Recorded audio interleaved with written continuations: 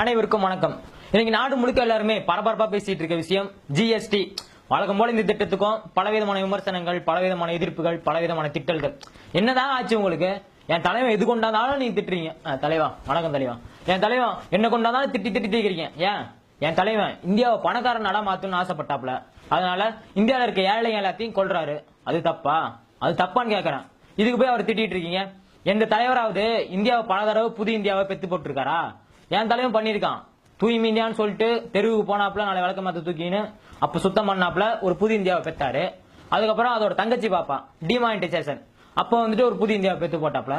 இப்ப ஜிஎஸ்டி அப்படின்ற அதோட தம்பி பாப்பாவை பெத்து போட்டிருக்காப்ல. அவ்வளவு பிரசவ வழியில அவ்வளவு கஷ்டப்பட்டு புது இந்தியாவை அடிக்கடி பெத்து போட்டுக்கிட்டே இருக்காரு. யாருமே பண்ணாத என் தலைவன் சாதிக்கிறான். அவரை எதுங்க நீங்க திட்டுறீங்க? என் தலைவன் அன்பானவன், அசராதவன், அடங்காதவன், கார்பரேட் காரங்களுக்கெல்லாம் அன்பானவன். நீங்க எவ்வளவுதான் திட்டினாலும் என் தலைவன் வெளிநாட்டுக்கு டூர் போறது நிறுத்துறானா? அதுல அசராதவன், யாருக்கும் அடங்காதவன். இப்ப நீங்க இந்த ஜிஎஸ்டி திட்டத்தை கூட பாருங்களேன். என் தலைவன் இந்திய நாட்டுக்கு இதெல்லாம் முக்கியம், இதெல்லாம் முக்கியம் இல்ல அப்படின்னு சொல்லிட்டு தெளிவா புரிஞ்சு வச்சு கரெக்டா ஜிஎஸ்டி வரி போட்டிருக்காப்ல. காண்டம் இது வந்துட்டு நம்ம தினமும் 3 வேளை வருஷம் ஃபுல்லா யூஸ் பண்றோம். அதனால அதுக்கு 0% வரி. இட்லி தோசை எல்லாம் என்னங்க வருஷத்துல எப்பயாவது ஒரு நாள் யூஸ் பண்றோம். அதனால அதுக்கு 18% வரி. பீஸா, பர்கர் இதெல்லாம் வந்துட்டு எவ்வளவு முக்கியமான பொருள். அது வந்துட்டு அவ்வளவு சத்துக்கள் நிறைஞ்சிருக்கு. அதை நம்பி பல லட்சக்கணக்கான குடிசை தொழிலாளர்கள் இருக்காங்க. அது வந்துட்டு பாமர மக்கள் இருந்து பணக்கார வரைக்கும் ரொம்ப குறைந்த விலையில வாங்கி சாப்பிடுறாங்க. அப்படின்றதுனால அதுக்கு வந்துட்டு மிக குறைந்த வரி 5% வரி. கடலை மிட்டாய் அதெல்லாம் யாருங்க சாப்பிடுறது? பணக்காரன், கோடீஸ்வரன், கார்பரேட்காரன் அவன் சாப்பிடுறான். அதனால அதுக்கு 18% வரி. பெண்களோட மாதவிடாயிலிருந்து எப்படி காசு சம்பாரிச்சு இந்தியாவை பணக்கார நாடா மாத்தணும் அப்படின்னு சொல்லிட்டு சானிட்டரி நாப்கினுக்கு 18% வரி வச்சிருக்காப்ல. அப்படி வரி விதிச்சு இந்தியாவை புதிய இந்தியாவா மாத்திருக்காரு. இதெல்லாம் நீங்க கைத்தட்டுங்க. இது வந்து இவ்வளவு பெரிய சாதனை. இது மாதிரி நிறைய விஷயங்கள் வந்து இந்த ஜிஎஸ்டி வந்துட்டு மக்களுக்காக பல நன்மைகள் செஞ்சிருக்காரு. அவர் போய் திட்டிட்டு இருக்கீங்க. என் தலைவன் குஜராத்ல முதல்வரா இருந்தப்ப ஜிஎஸ்டி எதிர்த்தாப்ல. என் பணம் தான் ஜிஎஸ்டி அமல்படுத்தும் அப்படின்ற மாதிரி சொன்னாரு. இப்ப என் தலைவன் பணம் தான். நீங்க யாராவது சொல்றதை கேட்கிறாரா? பணத்துக்கு தான் காது கேட்காது. ஆனா என் தலைவன் பணம் தான். உங்களுக்கு அது புரிய மாட்டேங்குது. எதுங்க என் தலைவனை திட்டுறீங்க? பாத்தீங்கன்னா விவசாயிகள் யாருங்க? இந்த நாட்டோட துரோகிங்க. அவங்க என்ன பண்றாங்க? எல்லாத்துக்கும் சோறு போடுறாங்க. எப்படி அவன் சோறு போடலாம்? அதனாலதான் அவங்களை நிர்வாணமாக்குனாரு என் தலைவன். அப்புறமேட்டு என்ன தற்கொலை எல்லாம் பண்ண வச்சாரு. இந்த விஜய் மல்லையா, அதானி, அம்பானி இவங்கெல்லாம் யாருங்க? ஒருவேளை சாப்பாட்டுக்கு கஷ்டப்படுறவங்க. அவங்களாம் தற்கொலை பண்ணிக்க கூடாது அப்படின்றதுக்காக பல கோடி ரூபாய், பல 1000 கோடி ரூபாய் கடனை தள்ளுபடி பண்றாப்ல. என் தலைவன் தப்பு நீங்க சொல்லுவீங்களா? எதுங்க அவர் திட்டுறீங்க? தயவு செஞ்சு என் தலைவனை திட்டாதீங்க. மாடுன்றது தெய்வம். மாட்டுக்கோமின்றது பல அதீத சக்திகளை உடையது. நீங்க பாத்தீங்கன்னா சென்னை கேன்சர் இன்ஸ்டிடியூட் இருக்குல்ல, அதுல இருக்க எல்லா மெடிசனும் வெளியே எல்லாம் எடுத்துட்டு போய் கொட்டிட்டாங்க. இந்த மாட்டுக்கோமியை மட்டும் வச்சிருக்காங்க. வர்ற கேன்சர் பேஷண்ட்டுக்குலாம் அந்த மாட்டுக்கோமியத்துல ஒரு துளி எடுத்து ஆயில் ஊத்துறாங்க. அப்படி கேன்சர் உடனே குணமாயிருது. அந்த அளவுக்கு மாட்டுக்கோமியம் வந்து சக்தி வாய்ந்தது. இதுதான் நாங்க வந்துட்டு பரவாயில்ல எங்களுடைய கொள்கைகளை பரப்பிட்டு இருக்கோம். உடனே தப்புன்றீங்க, தலைவனை திட்டுறீங்க, கொள்கைகளை திட்டுறீங்க. இன்னும் நீங்களா முட்டாளுங்க. நீங்களா இதெல்லாம் உங்களுக்கு புரியவே மாட்டேங்குது.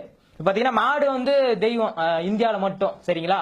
இந்தியாவில வந்து மாட்டு இறைச்சி சாப்பிட்டீங்கன்னா சாமி வந்து கண்ணை குத்தும். ஆனா நாங்களே வந்துட்டு வெளிநாட்டுக்கு வந்துட்டு ஏற்றுமதி பண்ணுவோம். அப்போ வந்து சாமி கண்ணை குத்தாது. அது வந்து நிறைய பணம் பார்ப்போம். அடுத்து பாத்தீங்கன்னா எங்களுடைய கொள்கைகளை பரப்புவதற்காக நிறைய கோப்பா சைக்கிள், அவங்கள பைத்தியம் சொல்ல முடியாது. அவங்க கொண்ட கொள்கையில வந்து பைத்தியமா இருக்காங்க. தமிழ்நாட்டில் நிறைய பேர் இருக்காங்க. யார் அப்படின்னு சொல்லிட்டு பாத்தீங்கன்னா முஸ்லீம் வீட்டில் சாப்பிடுகிறவன் உண்மையான இந்துக்களே கிடையாது அப்படின்னு சொல்ற ஒரு பைத்தியம். அப்புறமேட்டு வந்து ஹிந்தி படிச்சீங்கன்னா கல்லீரல் நல்லா இருக்கும், கிட்னி நல்லா இருக்கும், நல்லா ஆய் போவோம் இப்படின்னு சொல்ற ஒரு சில பைத்தியங்கள். அப்புறமேட்டு வந்துட்டு தமிழகத்தில் தாமரை மாண்டே தீரும் அப்படின்னு முழுசா சந்திரமுகியா மாறி இருக்க நம்ம அக்கா. இந்த மாதிரி வந்துட்டு தாங்கள் கொண்ட கொள்கைகளில் முழு பைத்தியமாக மாறி இருக்கிறவர்களை நாங்கள் தமிழ்நாட்டில் உருவாக்கி இருக்கோம். முன்னாள் குடியரசுத் தலைவர் அவர் யாரு? நம்ம அப்துல் கலாம் ஐயா. அவர் என்ன சாதனை பண்ணாருன்னு கேக்குறேன். அப்படி என்னதாங்க சாதனை பண்ணாரு? சும்மா 2 ராக்கெட்டை வானத்தில் விட்டாப்ல. அப்புறம் கொஞ்ச நாள் வந்துட்டு குடியரசுத் தலைவர் உட்காந்தாப்புல. இதெல்லாம் சாதனையா? நானும் தான் கேட்கறேன். இதெல்லாம் சாதனையான்னு கேட்கறேன். அதனாலதான் என் தலைவன் அதை கரெக்டா கண்டுபிடிச்சாரு. 2 வருஷமா அவருக்கு வந்து நினைவு மண்டபமே கட்டல. இன்னும் அப்படியே இருக்கு, நிலுவையிலே இருக்கு. ஆனா என் தலைவன் எவ்வளவு பெரிய சாதனை பண்ணிருக்காப்ல. அதனாலதான் அவர் இருந்த டீ கடைய சுற்றுலாத்தலமா மாத்த போறாங்க. இந்த சுற்றுலாத்தலத்துக்கு 100 கோடி செலவு பண்ண போறாங்க.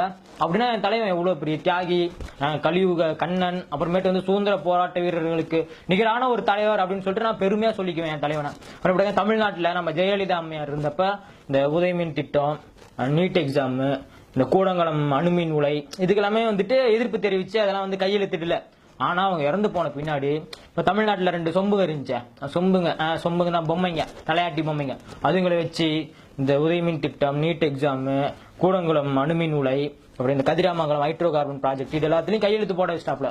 என் தலைவன் எவ்வளவு பெரிய ஆளு, இதெல்லாம் உங்களுக்கு புரிய மாட்டேங்குது. இனிமேட்டு வந்து என் தலைவனை தயவு செஞ்சு திட்டாதீங்க. நம்ம நாட்டு மக்களுக்காக உயிரை கொடுத்து ஒழித்துக் கொண்டிருக்கிறார் என் தலைவன், சரிங்களா?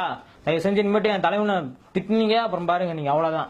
எதிர்காலம் வரும், என் கடமை வரும், இந்த கூட்டத்தின் ஆட்டத்தை ஒழிப்பேன்.